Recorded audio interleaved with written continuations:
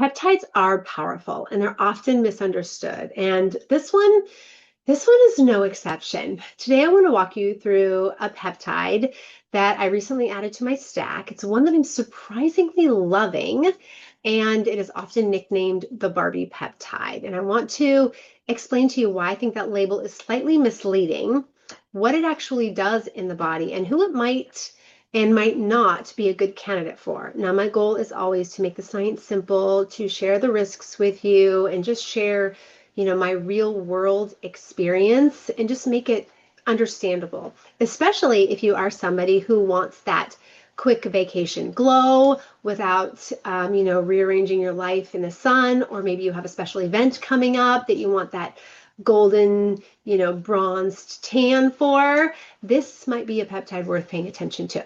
So let me just give you a little bit of context here because my skin story is a little different from the stereotype people usually bring into this conversation. I am German and Puerto Rican as well as a lot of other things. I live in Maui and I tan very easily. And people assume that means I spend all day at the beach, but I really don't. Most of the time I'm working or I'm in the gym or I'm writing or quite frankly, I'm in the shade. So if I'm considering a tanning peptide, it's not because I'm trying to solve a, burning problem. It's because I like the idea of having a little more control over my color without needing to spend more time in the sun. Now, the peptide I am talking about is melanotan 2, or sometimes you will hear it referred to as MT2. But it has picked up the nickname the Barbie peptide, and I think that nickname does it a slight disservice because, in my opinion, it kind of makes the whole conversation sound a little superficial, like this peptide exists only to give someone a darker tan or a certain aesthetic. But if I'm being really honest, that's the exact reason that I tried this peptide. But that's not how it started.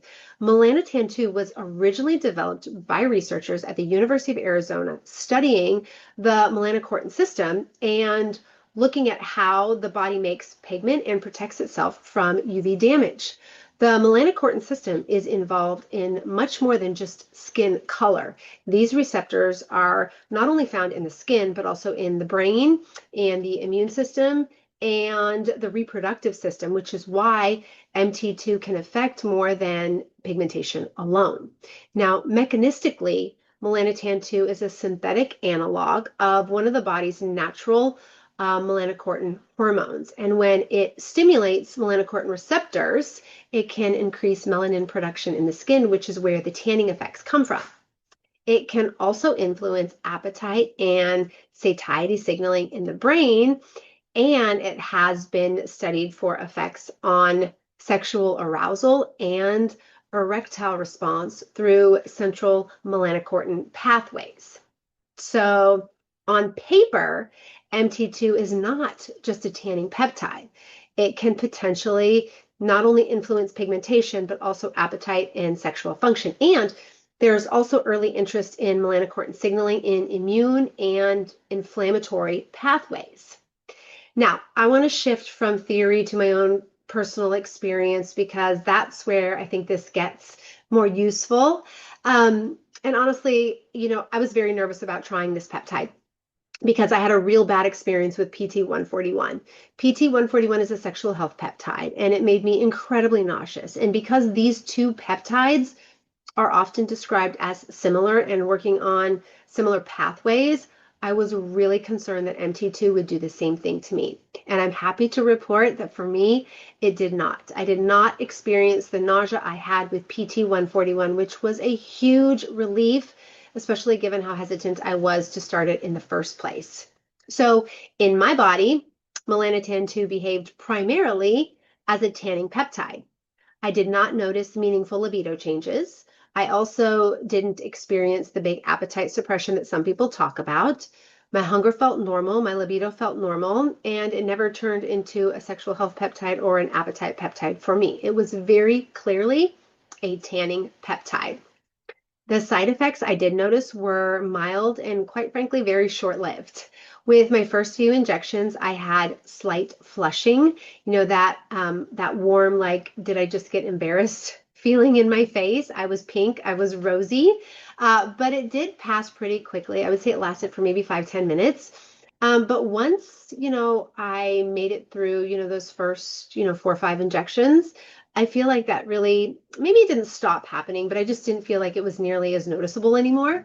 So from a skin standpoint, what I saw, I would consider expected pigment behavior. I developed a few more freckles, not just on my face, but also on my arms and on my legs, which makes sense when melanin production increases.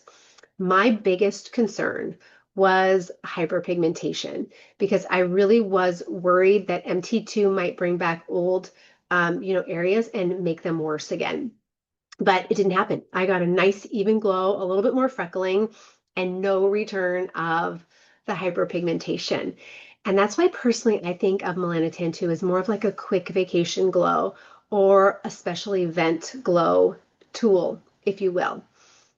It happens pretty quickly, which is one of the very cool things about this. So this isn't a peptide that I will keep on rotation all the time, but I will definitely keep it stocked. So when I do feel like I need a little bit more of a glow, I know that I can get it pretty quickly, right? I already tan well. I live in a sunny place. I'm not using this because I need to be outside more. I spend plenty of time outside. I really am using it because I like the option of looking a little bit more bronzed without having to structure my life around sun exposure.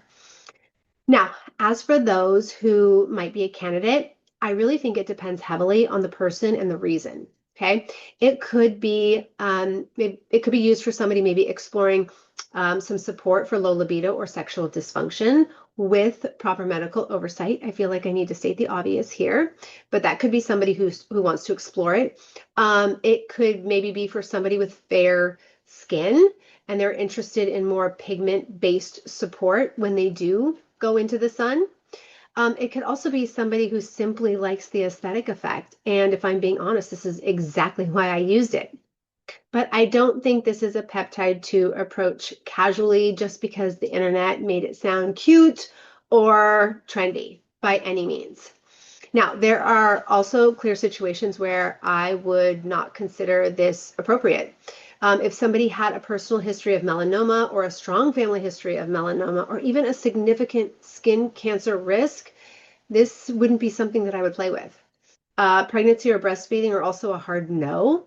The same goes for using peptides without medical oversight or with mystery sourcing or with, guessing the dosing. This is a systemic peptide. This is not skincare.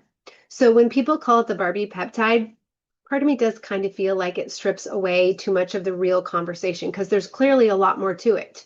Underneath the nickname is a melanocortin analog that affects pigmentation and can also interact with the appetite and the sexual function pathways that I just mentioned. For some people, those secondary effects may be incredibly noticeable. For others like me, it may function mostly as a controlled tanning peptide. Okay. Now, my goal here in sharing this is not to convince anyone to use this. It really is to just kind of help you ask some better questions if you're curious about it. I think the smartest next step is really understanding the mechanism, being really, really honest about your own risk factors, and especially around skin cancer. In my own experience, MT2 gave me that vacation level glow. It added a few freckles. It did not bring back my hyperpigmentation, and I did not get nauseous on it. Your experience, however, may be completely different. But if you do explore it, I think you should. I think you should do it because you understand what it is, not because you got sold on a nickname on the internet. Okay. As always, if you have any questions at all, reach out to me and let me know. I'm always happy to have these conversations with you.